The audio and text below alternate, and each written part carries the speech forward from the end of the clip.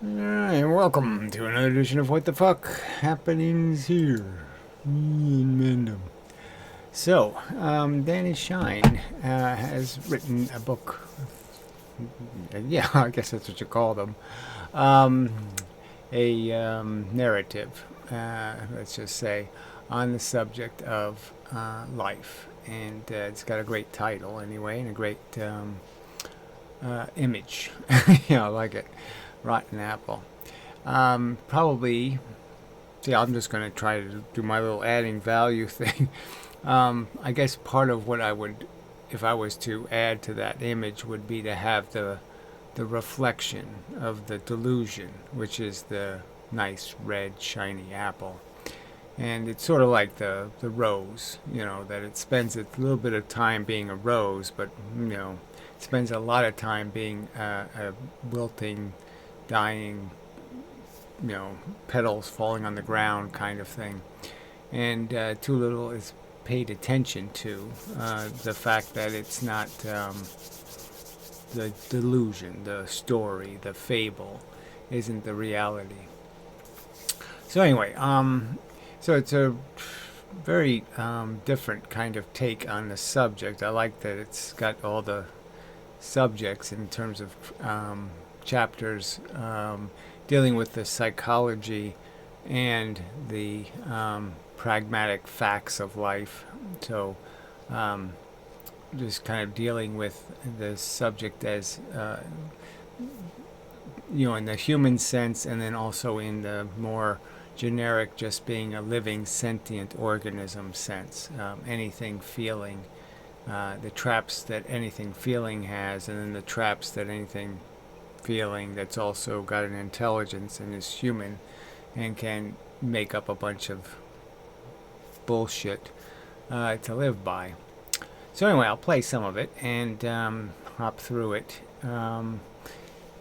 So it has a lot of statistics, sort of, just arguments about all of the ways you can fail, and that's always been an appealing argument from that I wanted to capitalize on in some way in terms of giving people a better impression of what exactly the odds are of this successful life, the actually living something called the good life, and how very rare that really is when you add up all the unpleasantries and indignities that will be piled on. And so some lives that were pretty good and so badly that you say, oh hell, you can't go anywhere near that. And you could argue, I guess there's some lives that might have been mediocre, but at least they didn't end horribly, and all that kind of stuff. So it's all this balancing of what you were after in terms of defining a purpose and a function, um, and some sort of definition of success.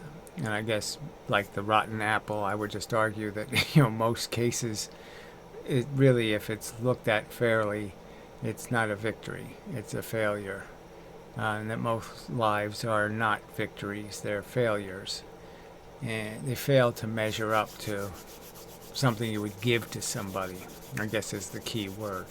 If you had to know about all the elements of that life, all the conditions they had to endure, and all the obstacles they had to overcome, and all the pain they had to accept, would you give it to them as a gift?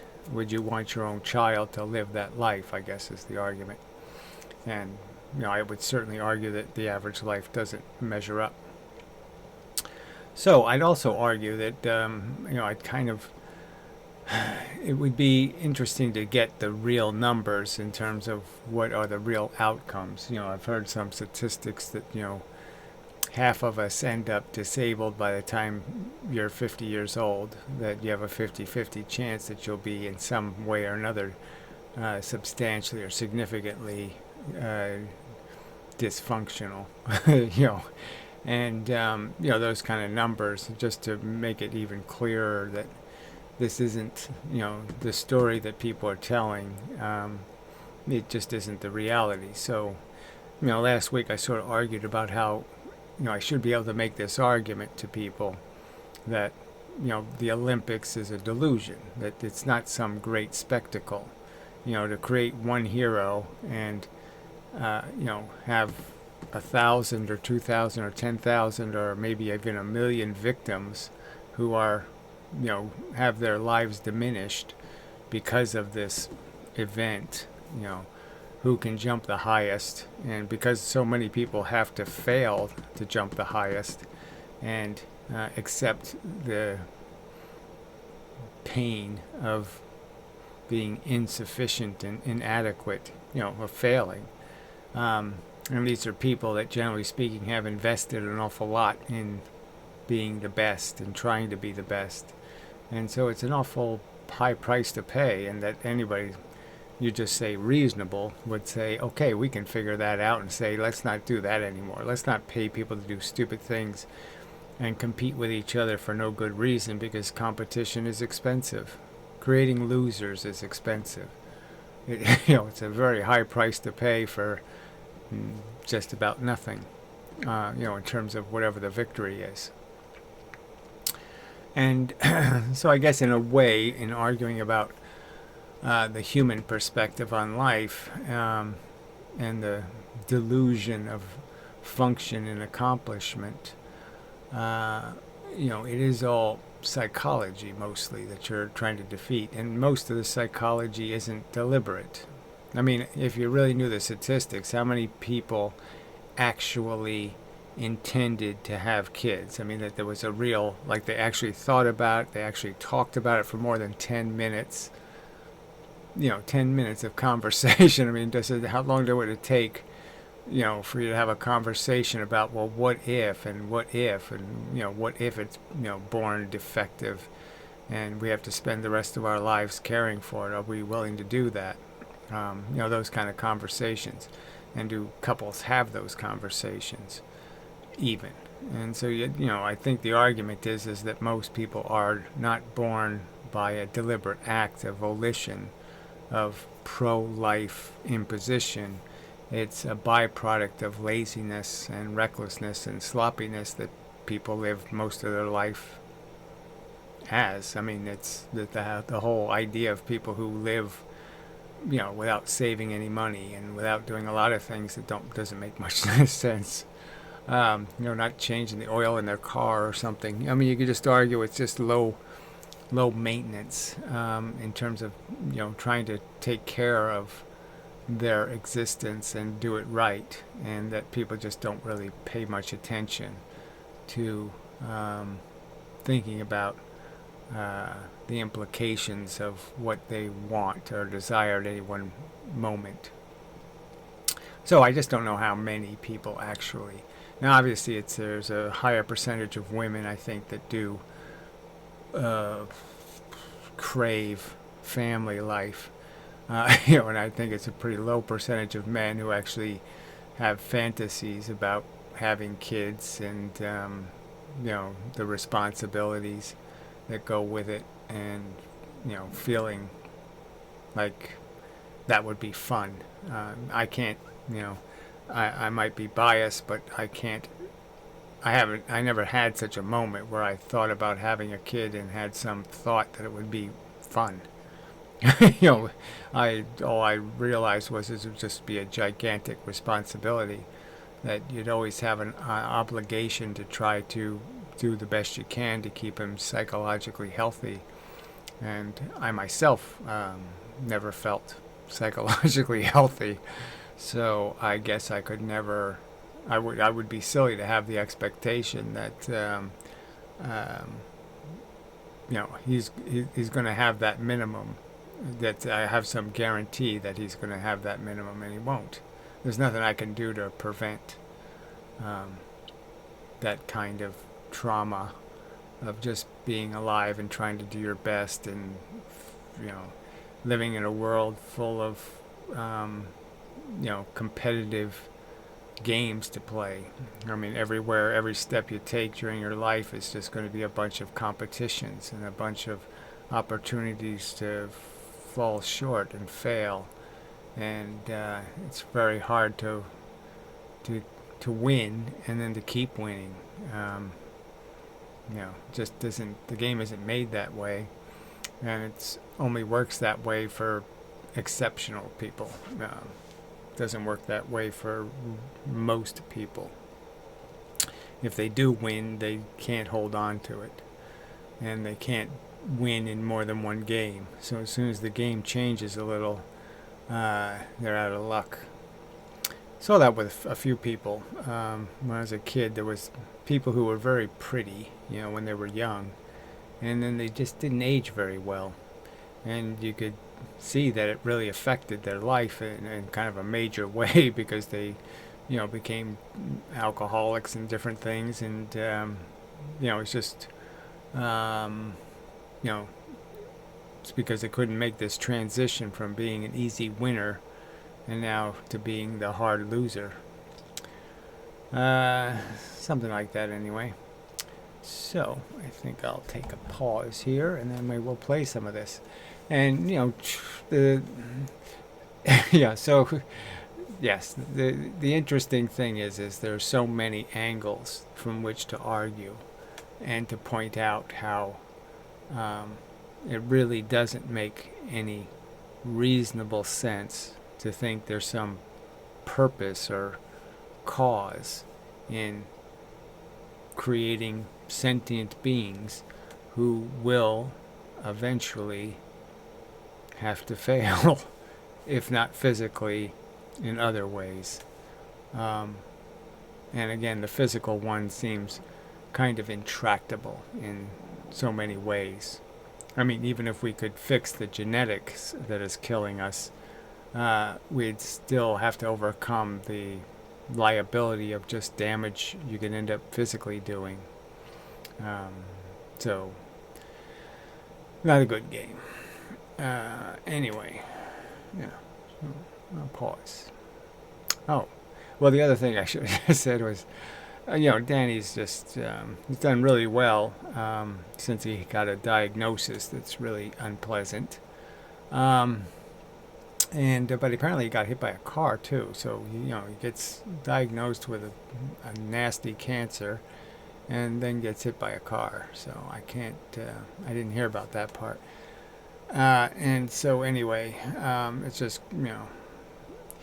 it's very generous of him to take his time to try to make these arguments and convey to people that the game isn't the game you're playing now, the little mind game you have now.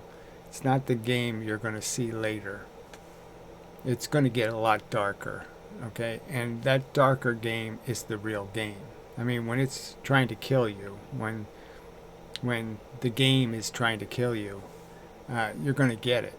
You're going to say, oh yeah, I was such a glib butthead for thinking this is all simple and easy.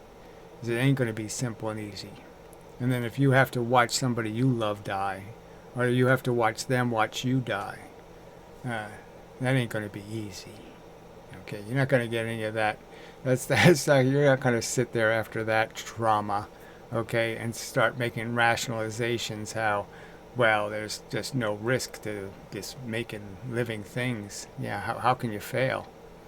Yeah, you can fail, and it's really easy to fail. Again, unless unless you're the lucky one who gets instantly evaporate in some sort of plane crash or something, it's not going to be a pretty ending.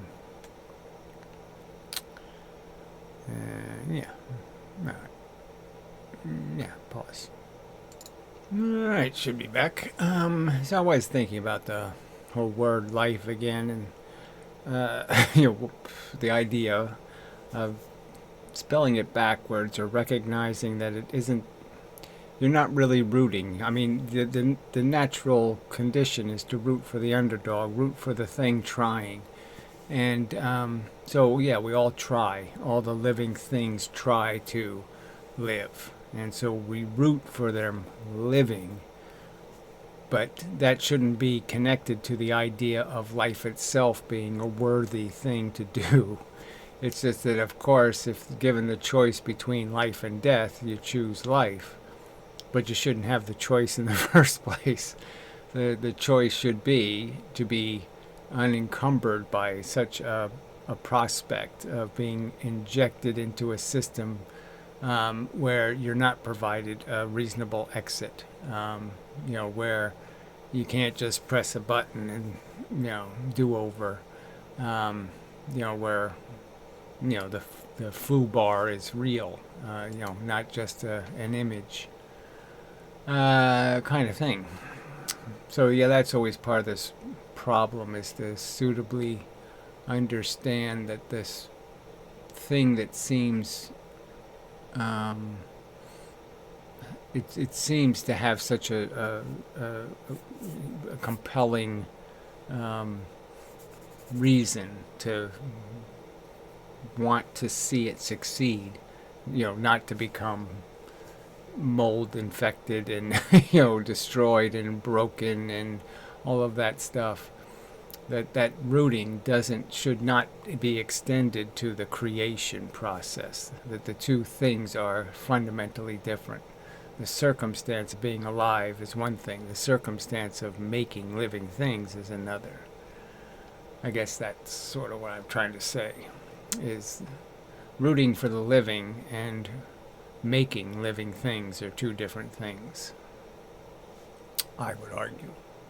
All right, let's play some of this. Hopefully. Life, an Exposé. Why Sentience Was a Terrible Idea, by Danny Shine, social experimentalist. Dedication to the unborn, the only beings spared the joke.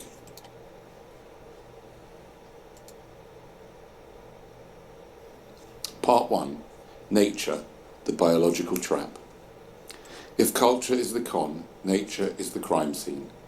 Before society gets its claws into you, biology has already handcuffed you to a body that bleeds, breaks, panics, aches, hungers, fears, and eventually rots. Nature isn't your mother.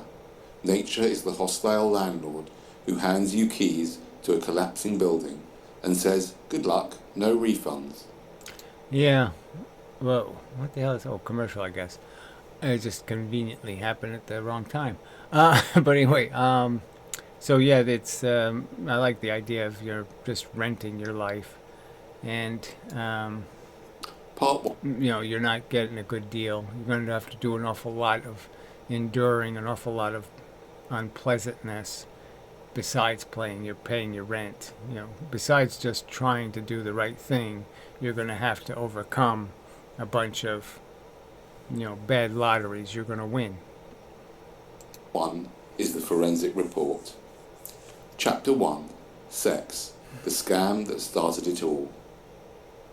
Life. So, yeah, so this one gets to the heart of the matter. So if you did take sex out of it, in the sense that it didn't have anything to do with procreation, that, people just, you just had, there was a function that allowed you to have whatever it is, sex, but there wasn't any built-in evolutionary purpose besides having a good time.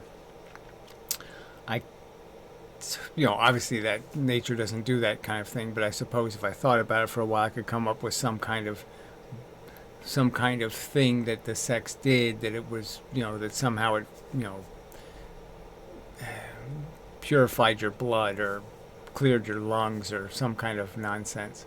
Anyway, but the fact that it is associated with procreation, in the sense that obviously this is something people enjoy, but you could get into all the depth and of all the psychology that goes into people's sexual responses, and how all of that, like everything, like a lot of things, changes as they maturate and makes them incredibly dysfunctional in the end. And it becomes sort of another part of the tragedy, is the loss of all of that romance and innocence that happens with age, and how you become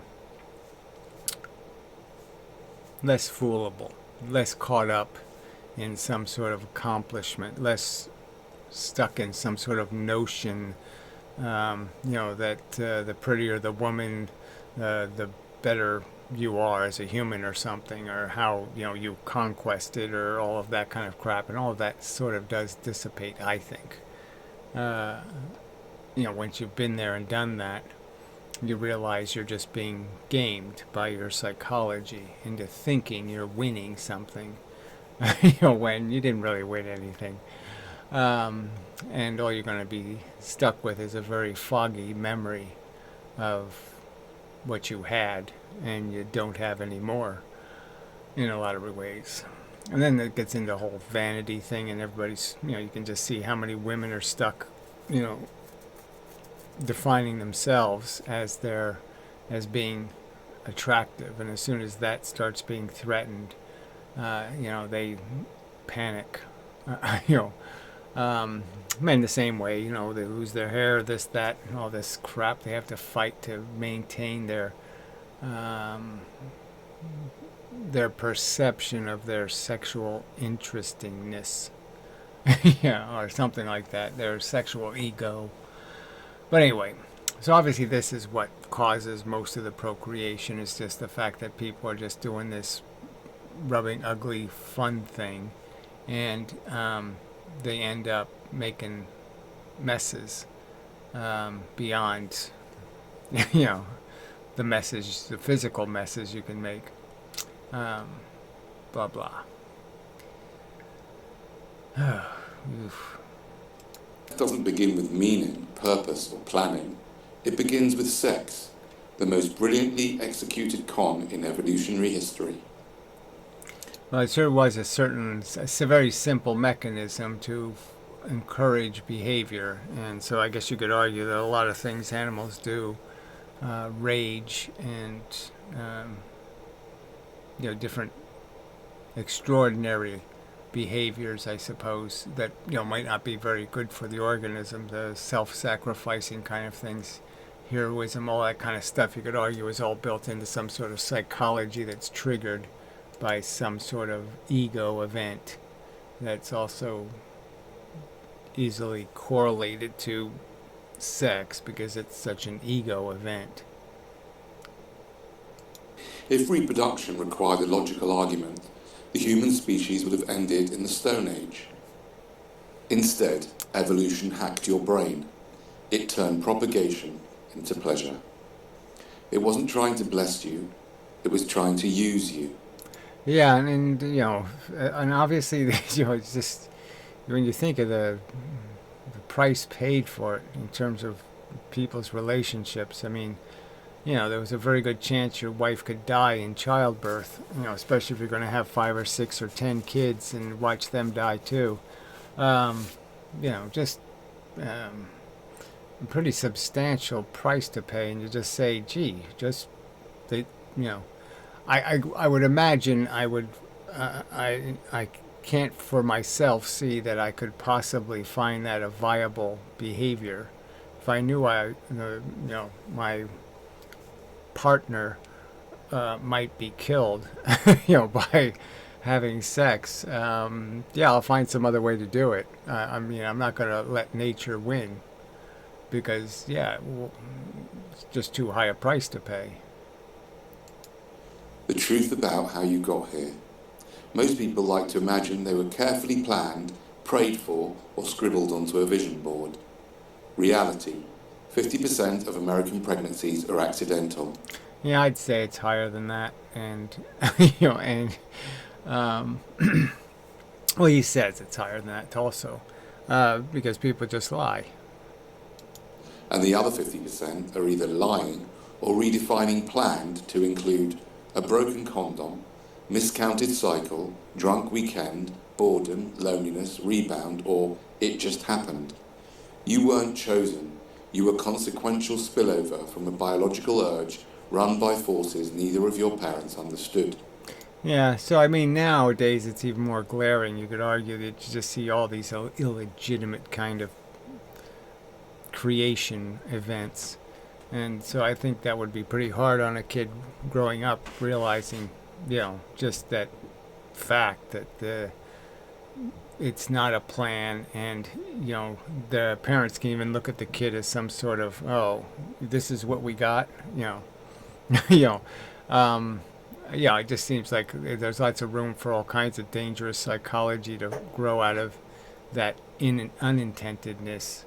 But the reverse is, the children of the baby boomers, where they just did it in like just a Borgish manner. Everybody else is doing it. Everybody else has a blue car. Everybody else has a this. Everybody just follows along, and nobody really thinks about any of it, and how nasty and bad it all can go.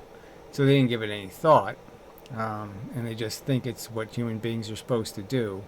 Is go to work all week and then go fishing on the weekend, and then once in a while say hi to your kids or something, if you can remember their names.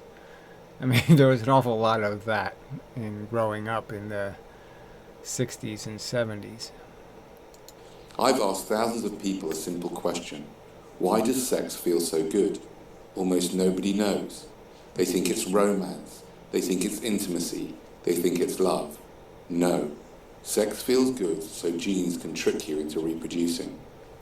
Nature hacked your pleasure circuits so that in the moment of your highest bliss, you create a new being capable of pain, terror, sickness, trauma, heartbreak, toothache, cancer, arthritis, fear, and death. The orgasm, the peak of human pleasure, manufactures billions of future pain receptors. A fully developed human nervous system contains roughly 3.5 trillion nociceptors. Yeah, I don't know if I need to know all of that. Just there's nerves, and they can harass you for most of your life if they're in the wrong place or triggered the wrong way, and you can spend a lot of time just trying to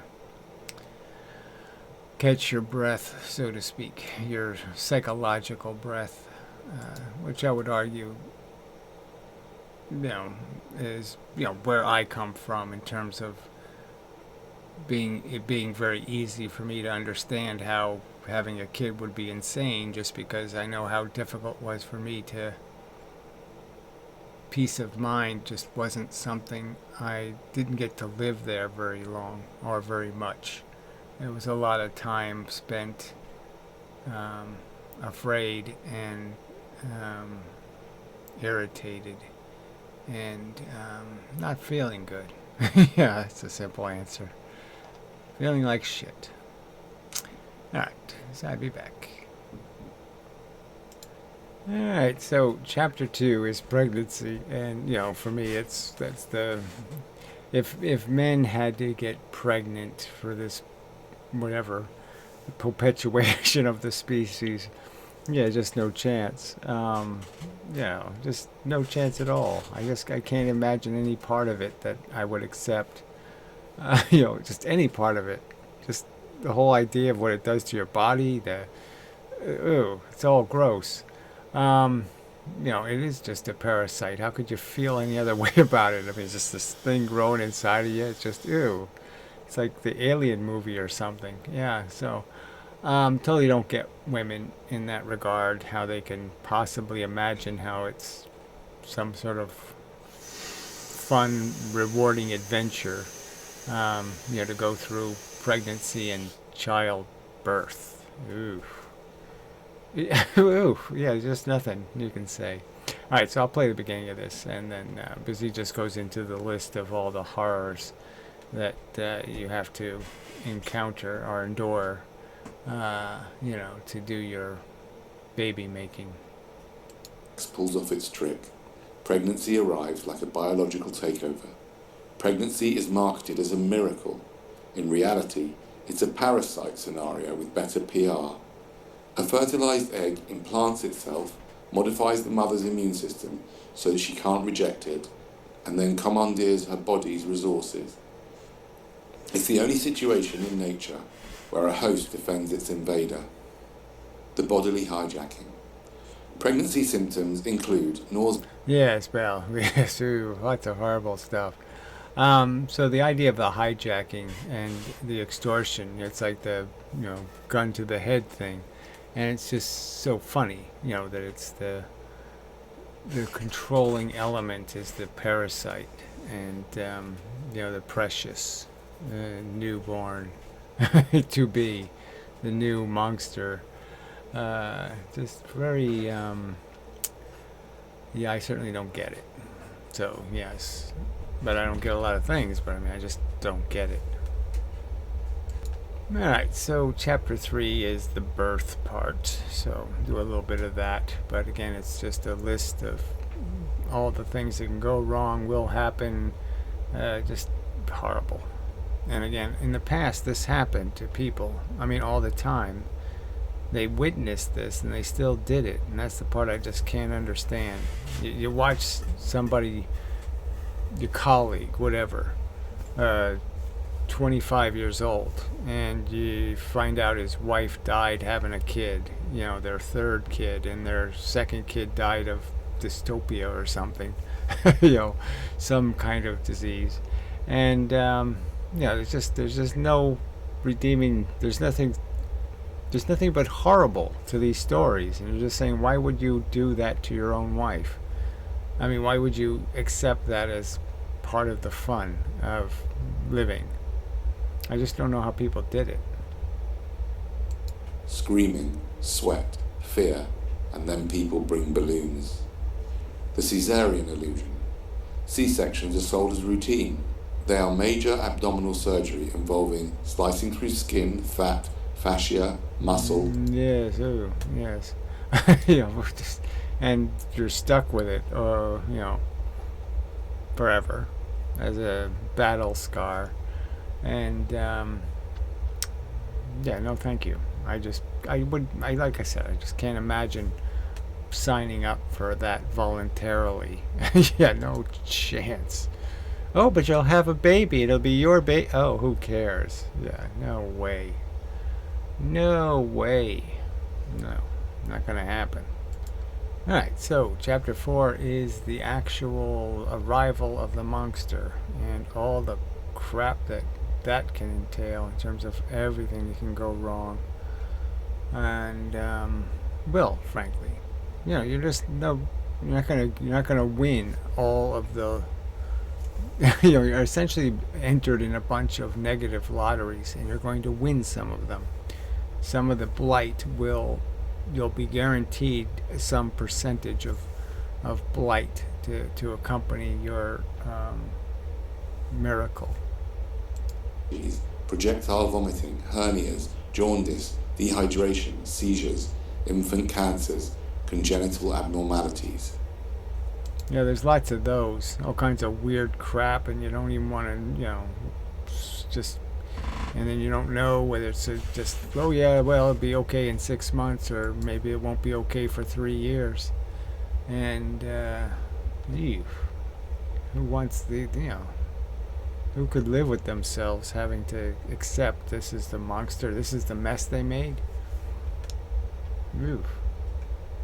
I just don't know how people can, how people aren't shriveled from the process by that perception of what if and guilt, and just feeling so guilty.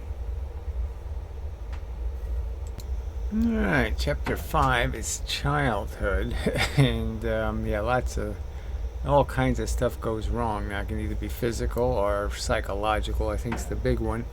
And you could argue that, the whole maturation process ends up making a mess out of relationships between the parents. And, so it increases the odds of divorces and all kinds of other kind of dysfunction. And nobody wins.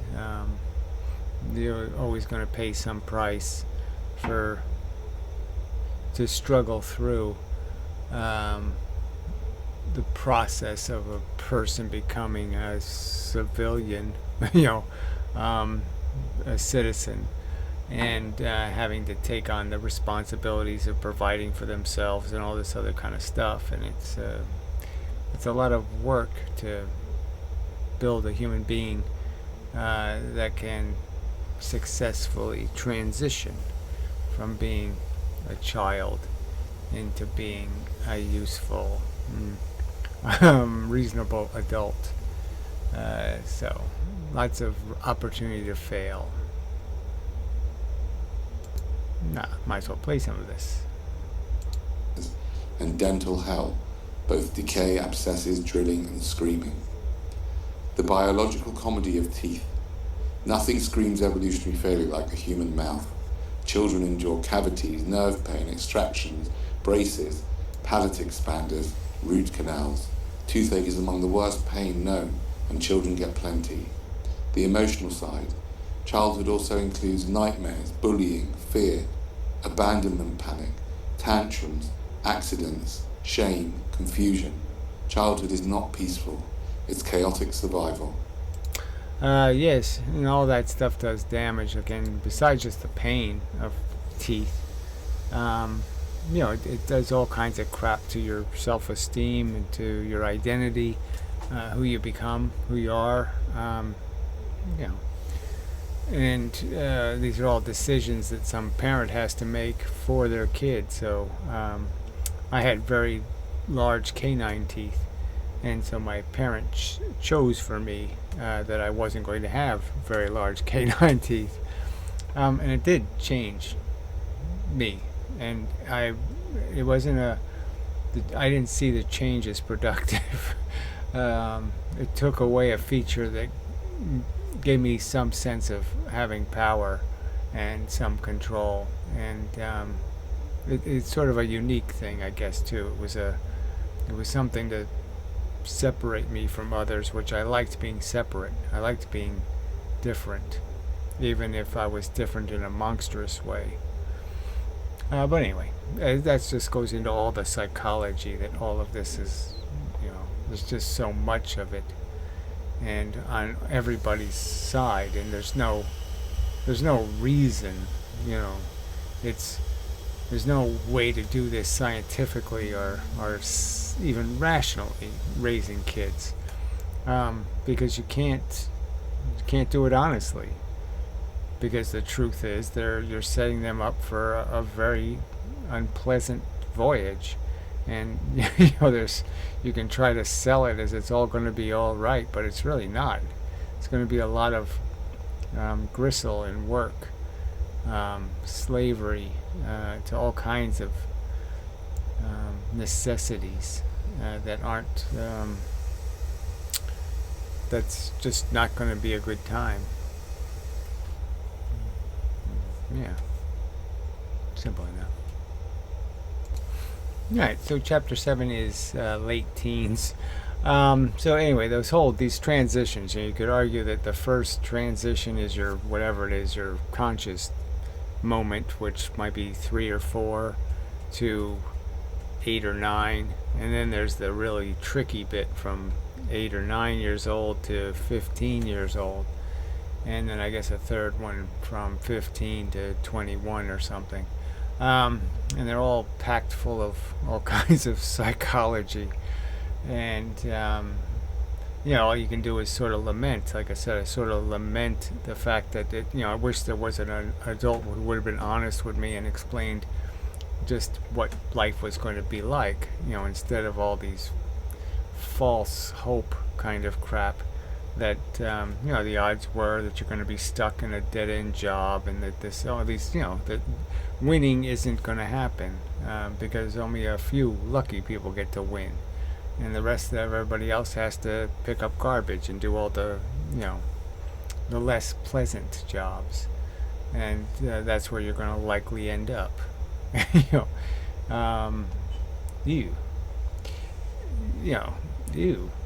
yeah, they should have made that clear, that that's what you've been sentenced to, and that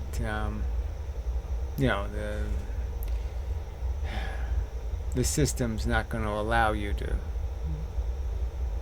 have any excuses. So even if you have excuses for not quite being measured up because you didn't grow as fast, or you didn't learn as fast, or you didn't do this as fast, they're not going to cut you any slack for that.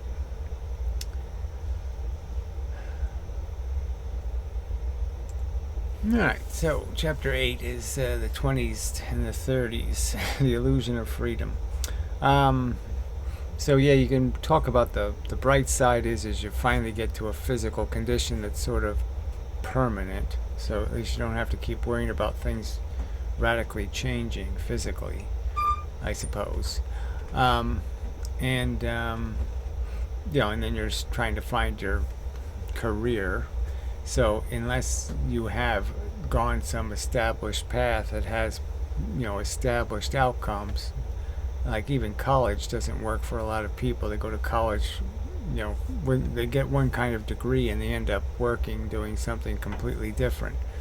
And the only benefit of the college degree is that it somehow means that you had the discipline to learn something. So maybe they think you're going to be a good worker because you're capable of learning.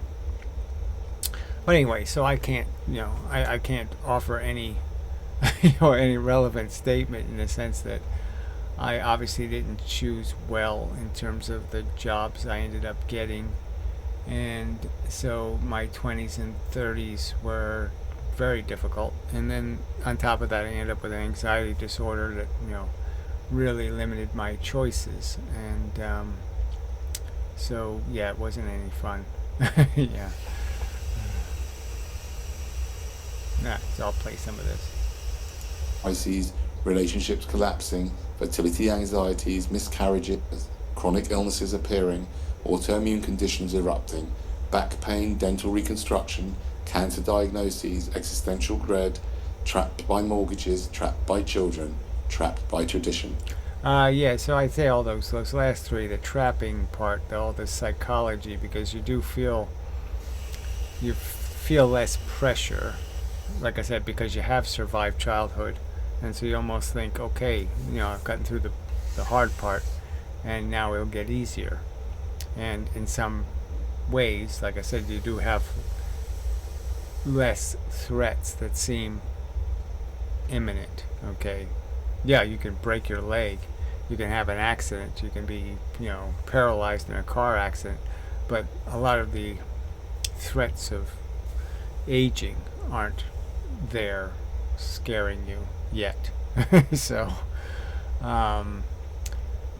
yeah, so it's probably the best of times, but even these best of times aren't that good because you're still, if you have to work, and your work is not pleasant, your life isn't going to be very pleasant. In fact. Alright, so chapter 9, middle age. So that's the thing I did on YouTube, pretty much, right? So I started on YouTube when I was like 45, and now I'm 66, so something like that. So yeah, so it was, I've spent my middle age on YouTube. And it's an interesting time, I have to say, just because of the technology and all of the stuff that was going on.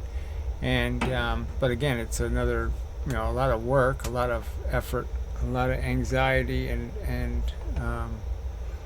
wanting to do good and succeed, and having to deal with a bunch of failure again. So it's another interesting example. And then I could argue that some of the work I've done, the physics, for example, I would argue, obviously, the work I've done to try to prevent suffering and harm, pointless, wasted, putridly horrid, evilly stupid suffering. You can't do better than that in terms of a way to spend your life. But I could argue that the physics stuff, for example, no reward, a lot of work, a lot of effort.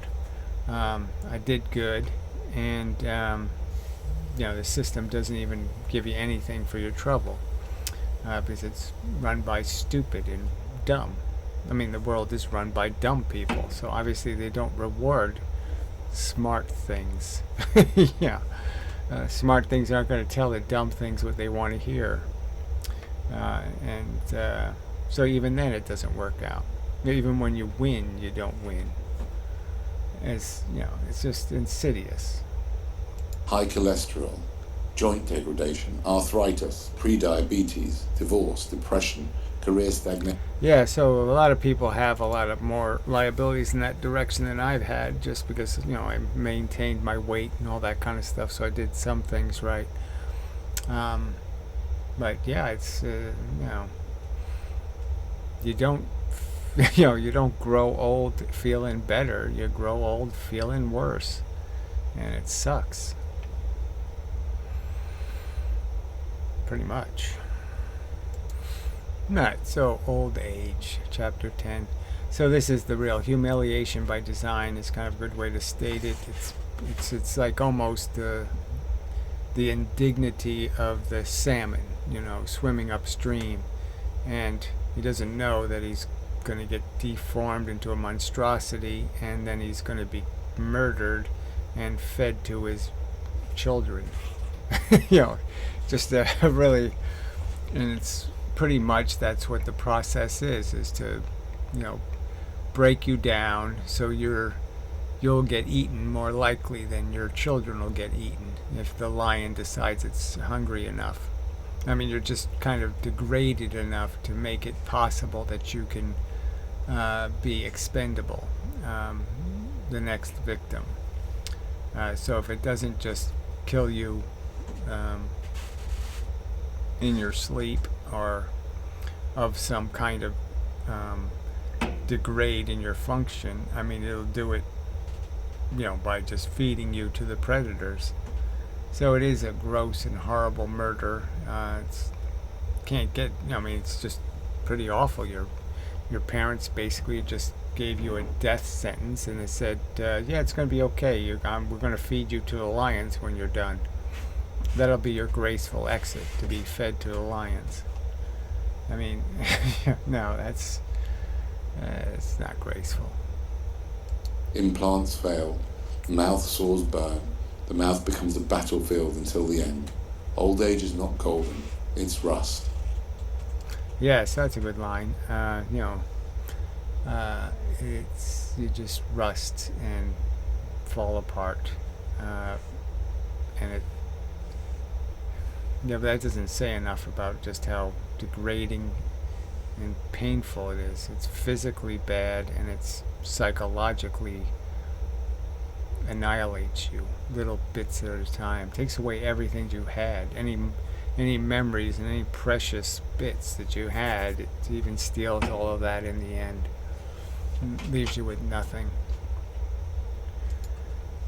So just a complete and utter destruction of your humanity. Yeah, your life and your essence, if you want to call it that.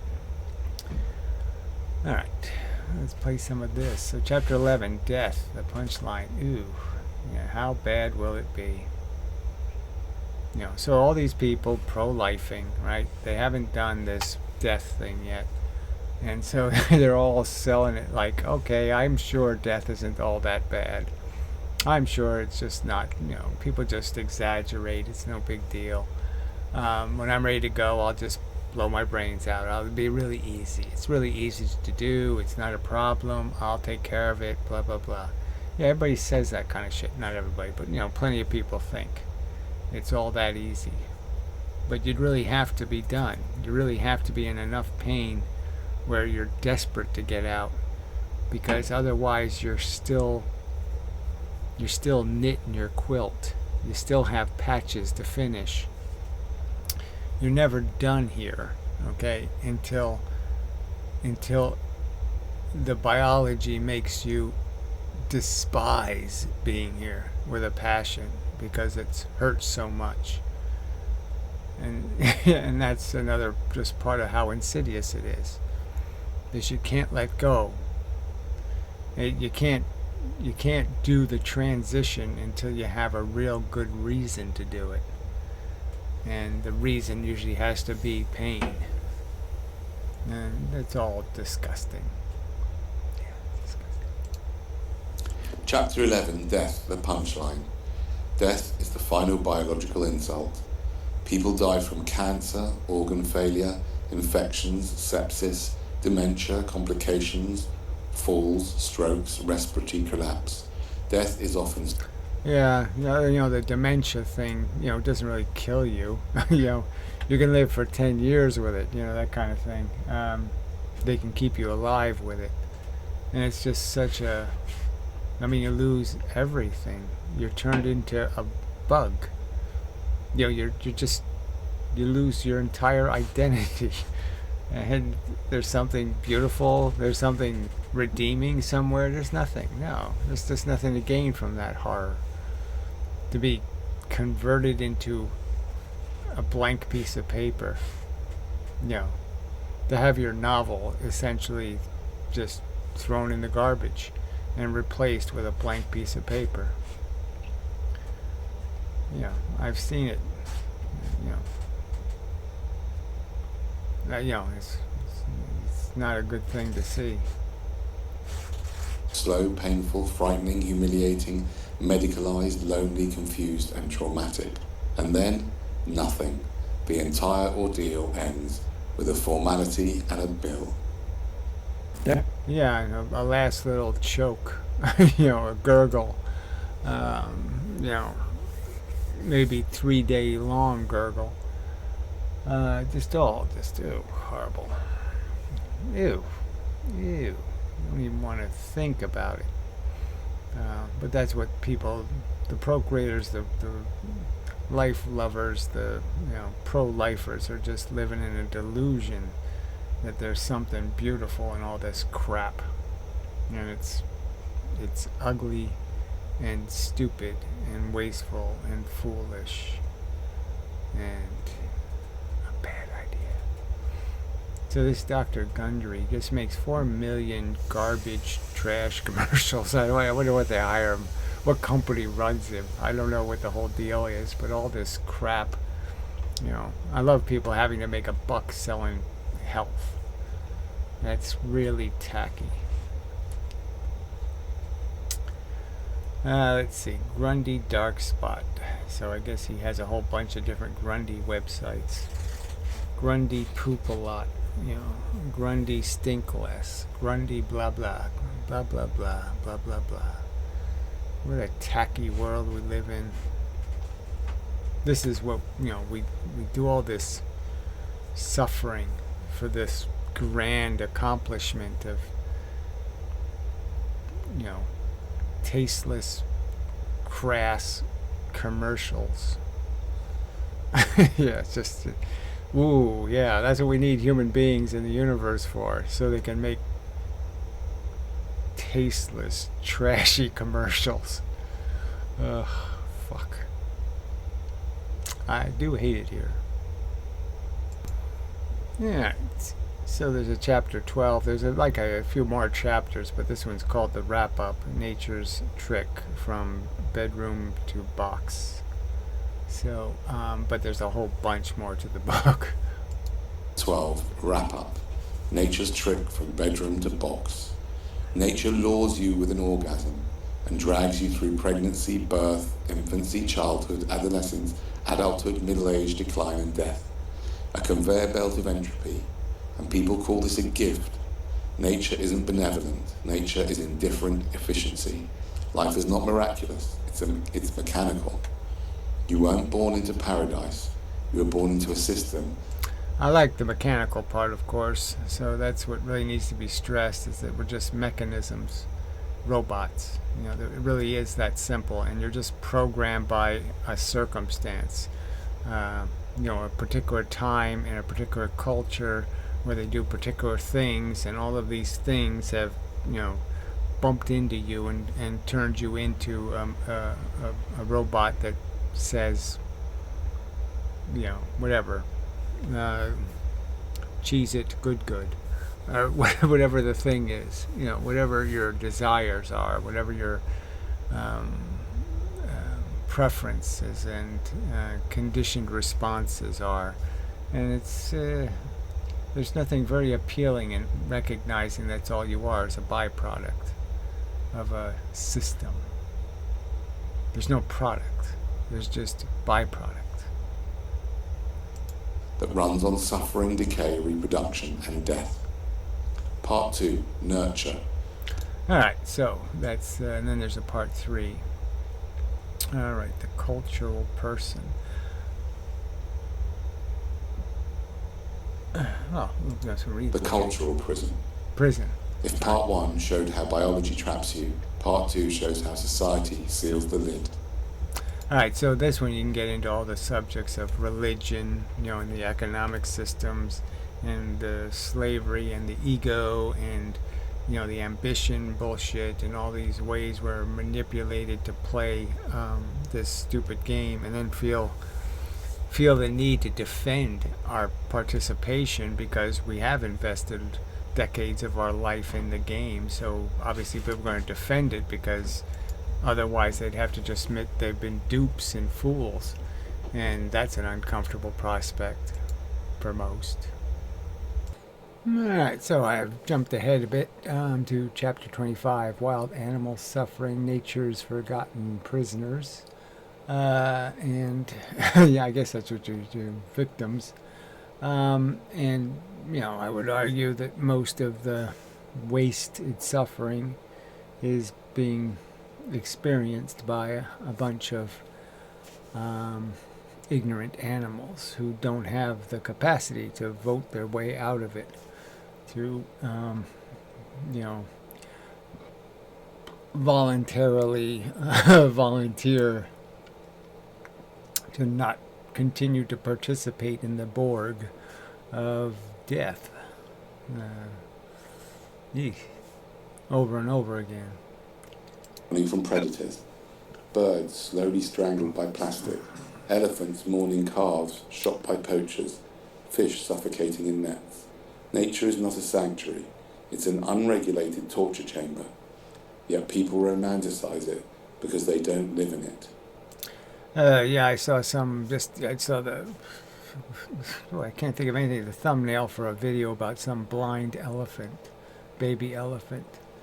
And that was very depressing, just seeing the thumbnail. And,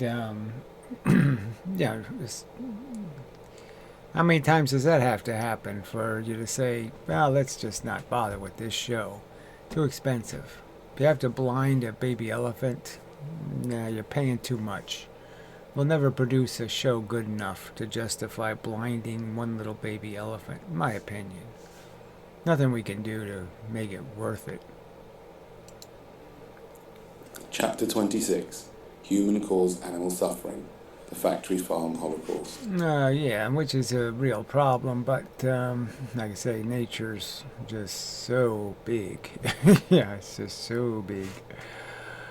Ooh, But anyway, and all just for, convenience and addiction. So, identity, gender, and the modern cultural war. So that is a kind of a... it does make this whole psychological balance more difficult, I think. It's just, everything's gotten so... yeah, there's nothing stable or real as a concept or theme or idea. And like even the science has gotten all wooey and abstract, and just a very strange time to be human from my perspective. But it just might be I'm being gapped. And I just don't like the current memes. I don't find them interesting, let's put it that way.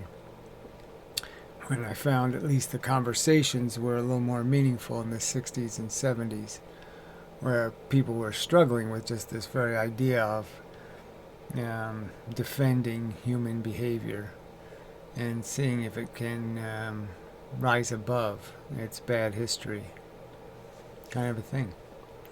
So anyway, it's just a really good book in terms of, I think it's an interesting mix of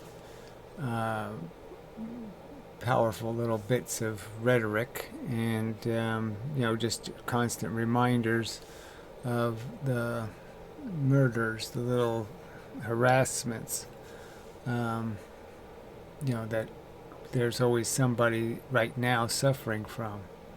So, it's the volume of the price being paid is just so high. And again, I can't justify one victim or two or four. And you have to defend. If you're going to defend life, you have to defend millions of daily torture events and say that there's something we're doing that's worth it. And I don't know how you can do that reasonably. I don't. Nope. Yes, certainly escapes my understanding. So anyway, Danny Shine, social experimentalist on YouTube. I'll leave a link to his channel and in the whatever, a pinned comment or something, and such, and so forth and whatnot. But nice effort. And so till the next time, and such, and so forth and whatnot. Yeah, I mean, best wishes to. Like I said, I haven't really gotten the backstory on how he got hit by a car, but just, life is just so pathetically ironic, all the silly things that happen, and it just doesn't have any.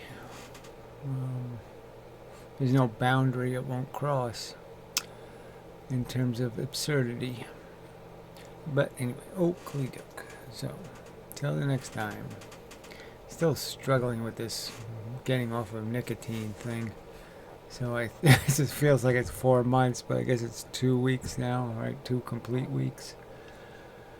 And I'm still searching for who I was. I just spent a lot of time just where am I? what zoning out and just so just can't seem to do anything naturally anymore because everything seems like I need a book to tell me what to do. But anyway, I'm sure all this will pass and such. So anyway, till the next time, enough already, and such, and so forth and whatnot. Yeah, I think it's enough.